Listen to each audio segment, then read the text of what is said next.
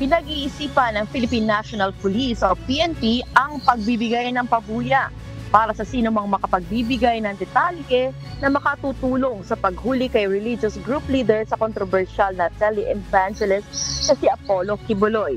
Ay kay PNP Public Information Office Chief Police Colonel Jen Fajardo, nag-iingat ang pulisya sa lahat ng impormasyong kanilang natatanggap dahil natatanggap umano ang PNP ng ilang tawag tungkol sa posibleng kinaroroonan ng Kingdom of Jesus Christ o KOJC Group founder.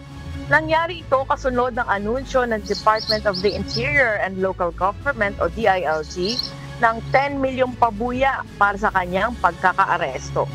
Bukod kay Kibuloy, may pabuya rin na 1 million pesos bawat isa para sa iba pang 5 akusado na nagmula sa mga pribadong mamamayan. Nagtago si Kibuloy na nahaharap sa mga kaso ng child prostitution, sexual abuse, human trafficking at acts of neglect, abuse, cruelty o exploitation matapos na maglabas ng arrest order laban sa kanya ang Senado.